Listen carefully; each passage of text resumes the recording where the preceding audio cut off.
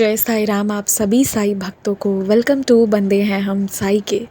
आज मैं बाबा की ना एक ऐसी डिवोटी की एक्सपीरियंस सुना रही हूँ जिनके मैंने पहले भी बहुत सारे एक्सपीरियंस सुनाए हैं जो आप लोगों को बहुत मोटिवेट किए हैं, जो ब्लैक मैजिक से जुड़ा और कैसे उनके इन लॉज उन्हें किन किन सिचुएशन में डाले थे। एक एक्सपीरियंस जो मुझे ही याद रह गया आज तक, जो मैं हर बार इंट्रो में डालती हूँ, कि इनको मारने के लिए ना जब इनके घर पर पानी जमी थी तो लाइव वायर छोड़ दिए थे, बिजली की करंट दौड़ती हुई तार, तब भी बाबा ने इनकी रक्षा करी थी। अगर आप लोग के ध्यान पर हो तो वो सारी लीलाएं मैंने कई सारी शेयर करी है, तो उन्हीं का ये वाला अनुभव भी है। मैं एक्चुअली इनके एक्सपीरियंसेस को का वेट करती हूँ।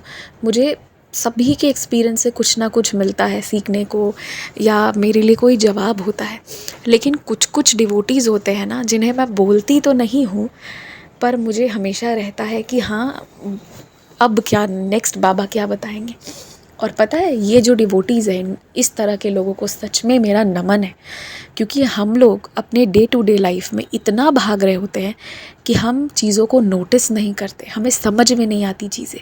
और ये जो प्योर सोल है ना, ये मेरे आपके जैसे लोगों के लिए टाइम निकालते हैं, चीज़ों को एनालाइज करते हैं और क्या सुंदर शब्दों में शेयर करते हैं अनुभव को, जो सुन कर ना बस मन एकदम शांत और सुकून से भर जाता है। फिर लगता है कि और क्या ही चाहिए, वॉट मोर। तो मैं इनके ना कुछ 2-3 एक्सपीरियंस शेयर करूँगी और सुन के आप ना एकदम दंग भी रह जाओगे, लेकिन आपको बहुत सुकून भी मिलेगा, सुन के बहुत अच्छा लगेगा, बहुत पीसफुल। लेकिन एक्सपीरियंस शुरू करने के पहले मैं ये कहना चाहूँगी कि अभी सावन चल रहा है, सावन का महीना है, तो मैं आप सबसे कहूँगी it's a very pure time. इसलिए ना क्योंकि इस वक्त बहुत सारे लोग इकट्ठे पूजा कर रहे होते हैं। आप देखना, आप अकेले हनुमान चालीसा पढ़ना और कभी आप ना घर पे सबको बैठा के पढ़ना, तो आपको ना जब सब मिलके पढ़ेंगे ना, सबकी वाइब्रेशन बड़ी डिफरेंट हो जाएगी, बहुत अलग आप एहसास करोगी। उसी तरह अभी आसपास ना सभी मिलके शिव जी की पूजा पाठ कर रहे होते हैं। जो मैंने शॉर्ट्स के फॉर्म में व्लॉग डाला था ना, जिसमें मैंने ग्रीन टी बनाकर पिलाई थी, आप बहुत आश्चर्य करोगे। मैंने नवरात्रों में सुना था, पर मैंने सावन में नहीं सुना है कि कई सारे ऐसे लोग हैं, लहसुन प्याज तो नहीं खाने की प्रथा है श्रावण मास में, और जो नॉन वेजिटेरियन है वो वेजिटेरियन में भी कन्वर्ट हो जाते हैं, ये भी है। लेकिन कुछ लोग जो है वो प्रॉपर एक लंबे समय तक फास्ट करते हैं, मतलब वो नमक खाते ही नहीं हैं। ये मुझे नहीं पता था, ये मैंने नहीं देखा था। तो इस तरह की भक्ति इस वक्त चल रही होती है, तो जब ना पूरी दुनिया मिलके चैंट कर रही होती है तो ये टाइम बहुत पावरफुल होता है। इस समय आप जो भी पाठ करेंगे उसका फल आपको और जल्दी देखने को मिलेगा, क्योंकि पूरी आसपास की सराउंडिंग अभी बहुत चार्ज्ड है, बहुत ज़्यादा। इसलिए तो पाठ करें इस वक्त जितना हो सके ना, अभी प्रॉब्लम को साइड रख के, बस 1 महीने, ज़्यादा नहीं, 1 महीने के लिए ना सारी प्रॉब्लम साइड रख दे, ज़्यादा सोचे ही नहीं, और खूब पाठ करें, खूब जाप करें इस वक्त। और उसके बाद 1 महीने बाद फिर मैं और आप मिलेंगे, बैठेंगे, फिर हम सारे प्रॉब्लम भी डिस्कस करेंगे। फिर पूरा जीवन रखा है ना प्रॉब्लम के बारे में सोचने को। 1 महीने के लिए आप सोचिए मत, बस 1 महीने के लिए आप पाठ करिए, और 1 महीने बाद ना, सच कहती हूँ, अगर आपने ये काम कर लिया ना तो वो प्रॉब्लम रहेगी ही नहीं जिसको आप आज तक इतना थॉट दिए हो। तो खैर, ये तो हो गई बातें। आप भी अपना एक्सपीरियंस शेयर करना, मैं आप लोगों के एक्सपीरियंस का भी वेट करूँगी। और थोड़ा एफ़र्ट्स लीजिए, थोड़ा मेहनत करिए, शेयर करिए। मेरी ईमेल आईडी और मेरा व्हाट्सएप नंबर आपको स्क्रीन पर और डिस्क्रिप्शन में दोनों जगह मिल जाएंगे। और साथ ही साथ आप लोग अपनी अपनी जगह के शिवलिंग के दर्शन वगैरह भी जहाँ भी जाएँ वो सब भेजिएगा। मैं उसे व्लॉग के फॉर्म में, किसी भी फॉर्म में इंक्लूड करूँगी। जो भी आप लोग सावन में कुछ स्पेशल कर रहे हो तो उसकी वीडियोज़ या उसके फ़ोटोज़ जो भी हों वो शेयर कीजिएगा, ठीक है। ये सबको एक दूसरे के दर्शन, आइडियाज़ और सब कुछ चीज़ें मिलेंगी तो अच्छा लगेगा, कुछ अलग होगा। अब इसके साथ मैं जल्दी से एक्सपीरियंस पर आती हूँ। ऑलमोस्ट 4.5 मिनट मैंने ले लिया। तो एक्सपीरियंस ऐसा है ना कि सबसे पहले तो कि इन डिवोटी के बारे में मैं बता दूँ, ये प्रत्येक दिन पैदल चलकर बाबा के मंदिर तक जाती हैं। अगर मैं इनकी स्थिति बताऊं तो एक समय ऐसा आया था कि इनके बोन में जो रीढ़ की हड्डी होती है ना, वो इधर-उधर हो गई थी। मतलब आप समझो कि अगर हड्डी टूट जाए या उसमें तकलीफ़ आ जाए तो कोई इंसान चल नहीं सकता। उस स्थिति में भी ये बाबा के मंदिर पैदल चल के गई हैं। किस कष्ट की हालात में गई होंगी ये तो मुझे नहीं पता, ये मैं इमेजिन भी नहीं कर सकती। मतलब मैं कहती हूँ ना, नमन है ऐसी भक्ति को। तो इस तरह के इतने बुरे-बुरे दिन इन्होंने देखे हैं ना, इतने बुरे-बुरे दिन कि कुछ का मैंने ज़िक्र किया और बाकी तो मैं कर भी ना पाऊँ, इतने सारे हैं। पर बाबा के मंदिर जा जाके ना, पैदल चलकर जो हमारे पुराने लिखे जोखे कर्म होते हैं या जो भी होता है ना, जिसकी वजह से हम दुख झेल रहे होते हैं, बाबा ने कटवा दिया। बहुत दुख झेला है, बहुत तकलीफ़ झेली है। कभी गले की सर्जरी, कभी पीठ की सर्जरी, कभी ये कभी वो। पर ये अपनी बेटी की वजह से कभी नहीं करवाती रही और अपनी बीमारी को झेल के और इसी में इन्होंने अपना छोटा सा शुरुआत करा। इन्होंने अपना बिज़नेस चलाना शुरू किया और इनको अपने घर से सपोर्ट कुछ नहीं मिलता। इनके इन-लॉज़ इनको सपोर्ट नहीं करते, दिन भर काम ज़रूर लेते और साथ ही साथ इनके पीछे पता नहीं कैसे टोना टोटका करते थे। नारियल बांध के रखना, कभी लौंग इलायची कुछ कुछ काली चीज़ें रखना, कुछ मिला के खिलाना, ये सब करने की कोशिश करी। इन्हें पागल करने की कोशिश की गई थी, इस तरह से किया था। पर प्रत्येक दिन, चाहे इनका कितना बुरा फेज़ भी आए, चाहे इन्हें बाबा से किसी ना किसी दिन इंसान लो भी होता है ना, पर ये अपने लो डेज़ में भी ये कभी मंदिर जाना नहीं छोड़ी। ये जाती रहीं, बाबा से बातें करती रहीं, मंदिर से ऊदी लेकर आईं और उसका सेवन ये करती रही और जीवन इसी तरह आगे चलती रही। और कहते हैं ना, जब व्यक्ति को कष्ट आता है तो चारों तरफ से आता है। तो इनके जो मायके वाले भी हैं ना, वो भी इनकी प्रॉब्लम को बहुत नहीं समझते हैं या समझना नहीं चाहते थे। एक टाइम था, वो भी मुझे सब याद है, क्योंकि कुछ डिवोटीज़ जो होते हैं ना, बाबा उन्हें क्लोज़ बना देते हैं। भले आप रोज़ बात ना करो, पर एक होता है, आप क्लोज़ हो जाते हो। और मुझे सब पुरानी चीज़ें याद है कि जब कोई नहीं होता है ना, जब इंसान की ऐसी परिस्थिति होती है तो कोई नहीं होता है, इंसान अकेला हो जाता है। बहुत कम लोग खड़े होते हैं उस वक्त। और बड़े बुरे बुरे दिन देखे हैं इन्होंने। और मुझे याद है, मेरे पास कोई शब्द नहीं होता था, मैं बस यही कहती थी, दीदी सब ठीक हो जाएगा। क्योंकि इसके अलावा और मैं क्या ही कह सकती थी। मैं बाबा को कहती थी, बाबा देख लो आप। पर मेरे कहना या किसी के कहने से कुछ नहीं हुआ, इनकी श्रद्धा की वजह से हुआ है। बाबा के साथ पता है कैसा है, बस आपकी ना श्रद्धा बहुत स्ट्रॉन्ग होनी चाहिए। फिर उसके बाद आप देख लो इधर उधर जो भी हो, बस आपका विश्वास एक होना चाहिए जो एक इक्विलिब्रियम पे हो, वो इधर उधर नहीं होगा। बाकी लड़ लो, जो करना है कर लो बाबा से भी, पर एक विश्वास है, विश्वास की जोत जो जल रही है ना, वो लड़ाई में भी आपने पता है कि देखेंगे वही। अगर यहाँ तक आप पहुँच गए ना, तो आगे वो ले जाएंगे, वो देख लेंगे, उनका मसला है, वो संभाल लेंगे। और यही इनका था। तो अब मैं बताती हूँ, इतना इन्होंने संघर्ष किया, उसके बाद इनके हस्बैंड ने, इनके इन-लॉज़ ने, सबने, मतलब ये हुआ कि ये एक घर खरीदेंगे। तो ये लोग कई सारे घर देख रहे थे, ड्यूप्लेक्स वगैरह था इनका खुद का अपना। तो जिस घर इन लोगों को पसंद आया, उस घर के नाम ही था साईं कृपा। और नाम ही पढ़ के ये एश्योर हो गए कि नहीं ठीक है, यहाँ तो बाबा हैं, और अब बाबा हैं तो कोई दिक्कत वाली बात ही नहीं है। क्योंकि अब बाबा हैं तो इस वजह से अब कोई भी मुझे यहाँ पर तंग नहीं करेगा। घर से जुड़ी मैं कुछ लीलाएं आप लोगों को बाद में बताऊंगी, पर सबसे पहले ना, मैं एक आश्चर्य में डालने वाली लीला आप लोगों को बताती हूँ। तो आप जानते हैं कि ये अपना घर भी देखती हैं, अपना बिज़नेस भी करती हैं, और इन्हें घर से कोई सपोर्ट नहीं मिलता था। इनके हस्बैंड फाइनेंशियल, मेंटल, कोई तरह का सपोर्ट नहीं देते थे। बहुत थोड़ा बहुत जो है वो धीरे धीरे समय के साथ बाबा की कृपा से चीज़ें धीरे धीरे इम्प्रूव होती जा रही हैं। तो अब क्या हुआ ना कि इनका जो एक गोल्ड था, जो इनको शादी के वक्त और जो इन्होंने अपने से ख़रीदा था धीरे धीरे, वो इन्होंने एक अलमारी के लॉकर में डाल दिया था।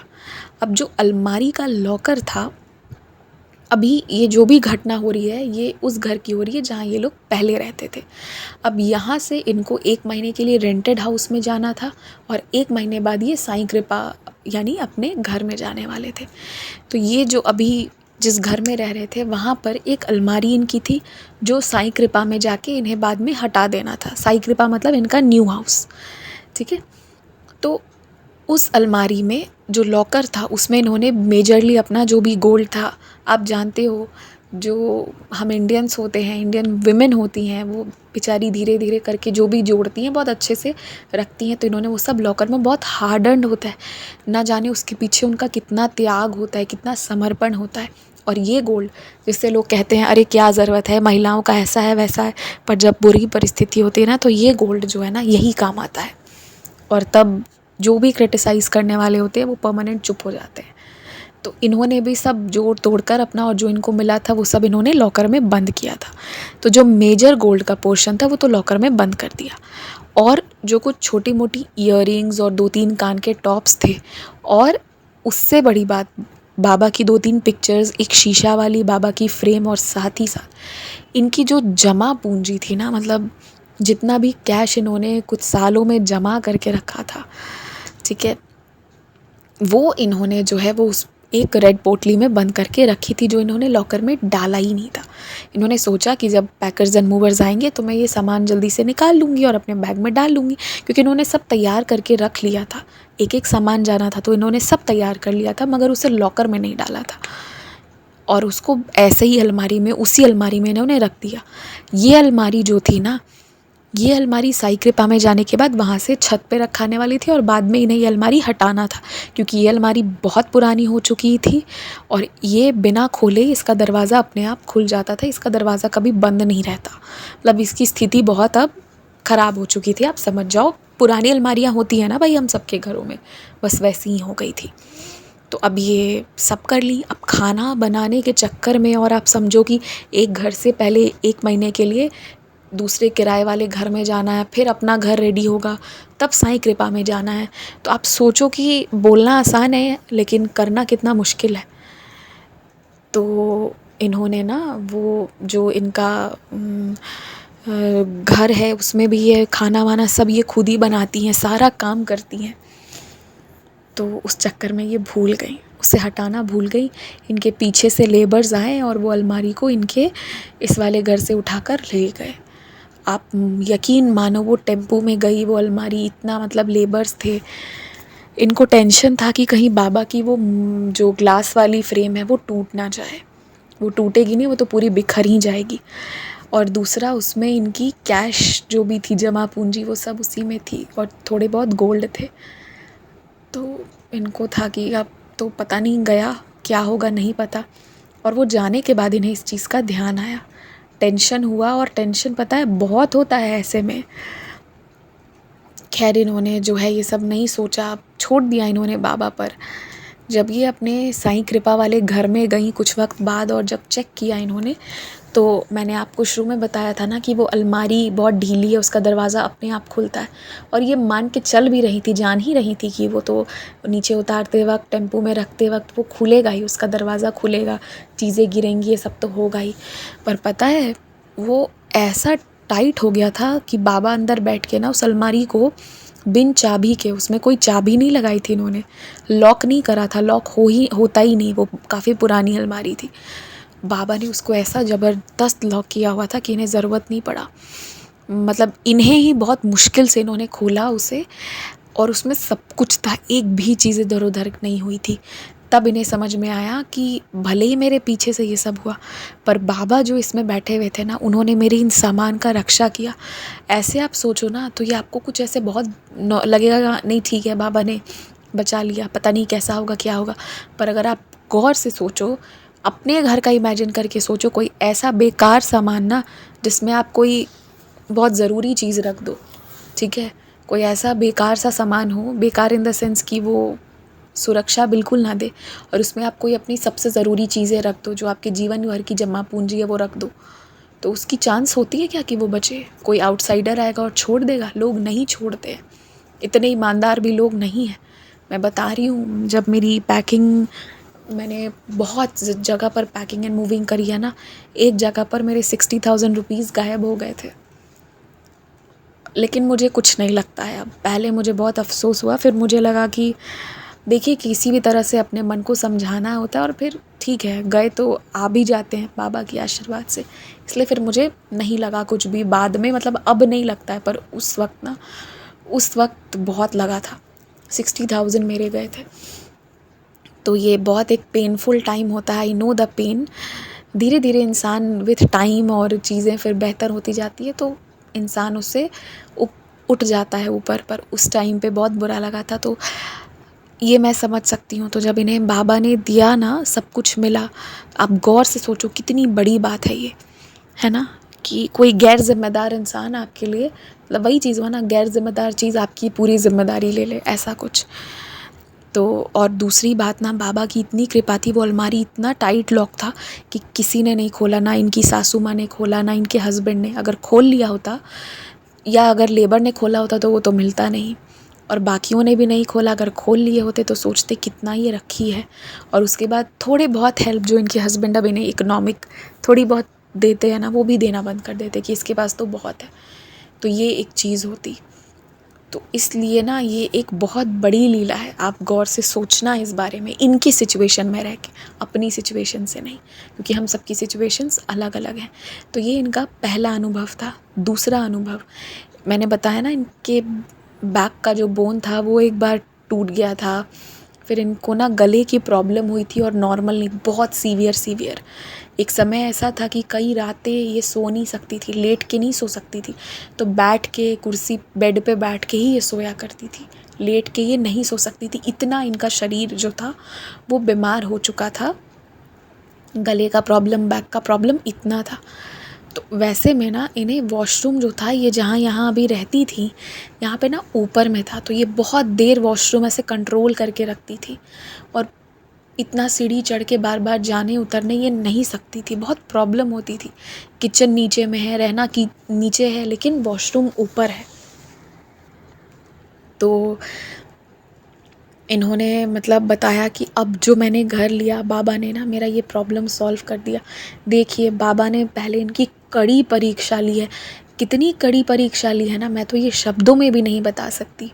कितनी चीज़ें मुझे एक एक करके याद आती है कि क्या कुछ नहीं झेला है इन्होंने। आप जो सोच सकते हो सो सब झेला है इन्होंने। पर आप देखो, बाबा ने ना इनको अब इनके कमरे में ही वॉशरूम दिया है, मास्टर बेडरूम जिसमें वॉशरूम भी होता है। तो अब इन्हें जाने आने की ज़रूरत नहीं है।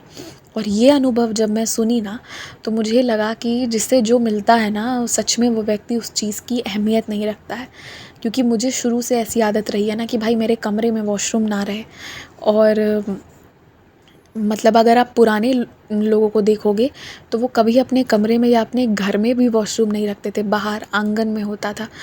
तो मुझे थोड़ा अपने दादा दादी और नाना नानी के बीच रहकर ना,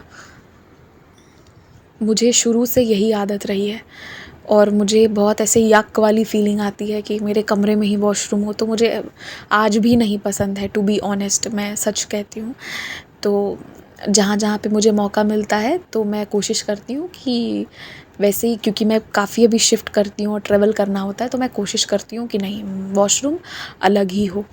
पर अभी मैं जहाँ पर हूँ ना, वर्तमान में मेरा वॉशरूम मेरे कमरे में ही है। तो अब तो मुझे इस चीज़ से प्रॉब्लम थी, पर उसी दिन तक प्रॉब्लम रही जिस दिन तक ये एक्सपीरियंस इन्होंने शेयर नहीं किया था। जब इन्होंने किया तब मुझे लगा ना कि ठीक है, कुछ चीज़ें मेरे हिसाब से अनहाइजीनिक है या जो भी है, लेकिन बाबा का प्लानिंग ना कुछ और होता है। और फिर मुझे लगा कि बाबा कैसे गलत हो सकते हैं, वो तो कभी गलत नहीं है। कुछ सोच कर ही उन्होंने ये व्यवस्था मुझे दी है। और वाकई में एक्चुअली कुछ चीज़ें मैं यहाँ से शेयर तो नहीं कर सकती हूँ, पर मुझे लगता है कि सच में अच्छा ही किया बाबा ने। तो पहले मुझे कंप्लेंट्स रहता था, बट इस एक्सपीरियंस के बाद मेरे वो भी कंप्लेंट्स ख़त्म हो गए, और मुझे लगा कि नहीं, जो बाबा दे रहे हैं वो बहुत अच्छा दे रहे हैं, बहुत सोच के दे रहे हैं, हमारी ज़रूरतों के हिसाब से दे रहे हैं। तो ये एक्सपीरियंस सुनने के बाद मैं भी उस दिन के बाद बाबा से कंप्लेन नहीं करी, मैंने कंप्लेन करना बंद कर दिया। तो ये इनका दूसरा अनुभव था। तीसरा मैं बताती हूँ, ये मैंने बोला ना, ये वॉक करके जाती थी, तो पहले ये घर से थोड़ा दूर था साईं मंदिर, पर ये बोली, बाबा चाहे मैं कहीं भी जाऊँ और कितना भी दूर हो, जो मैं पैदल चल के जाती हूँ, ये मेरा नियम है, तो ये नियम रहेगा ही। और शरीर में ना इनके इतनी कष्ट, इतनी तकलीफ़ है ना, कि अगर इनकी जगह कोई दूसरा इंसान होता ना, तो वो बिस्तर छोड़ के और कहीं नहीं चलता।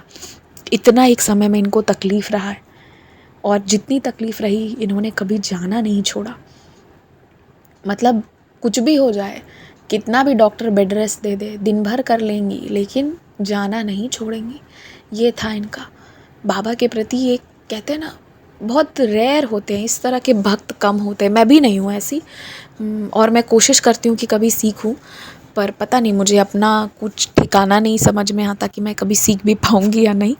लेकिन इन लोगों को देखकर, इस तरह के भक्तों को देखकर ना मेरे आँखों में आँसू होते हैं कि कितनी श्रद्धा है इनकी। और टचवुड कभी नज़र ना लगे बाबा, ये हमेशा आप अपने ऐसे भक्तों को ब्लेस करना। बहुत कम ऐसे लोग होते हैं जिनकी बहुत यूनिक सेवा होती है, जो सुनकर जब लोग बताते हैं ना तो मुझे बहुत अच्छा लगता है और बहुत आश्चर्य भी होता है। कुछ लोग नियम बांध कर, खैर छोड़िए, मैं बाद में फिर मैं बात ही करने लग जाऊँगी। तो एक्सपीरियंस पर आते हैं। तो ये ना पैदल ही जाती थी, तो इन्होंने बाबा से कहा, बाबा कृपा करना कि इस घर से भी इतना ही दूर हो कि मैं जा आ सकूं। ऐसा नहीं हो कि अब बहुत दूर हो जाए। अब नई जगह पर आई हैं तो कहाँ ही साईं मंदिर होगा, ये सब अभी कुछ पता नहीं था।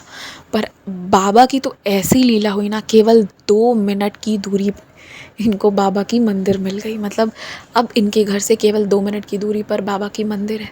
बहुत आश्चर्य और बहुत सुंदर लीला है। मतलब आप सोचो कि इतने साल बाबा ने कष्ट करवाए, पर कहते हैं ना, जिस दिन बाबा अपनी झोली से निकाल कर देने लगते हैं ना, तो आप समेट नहीं पाओगे, इतना देने लगते हैं। और वही बाबा ने इनके साथ किया।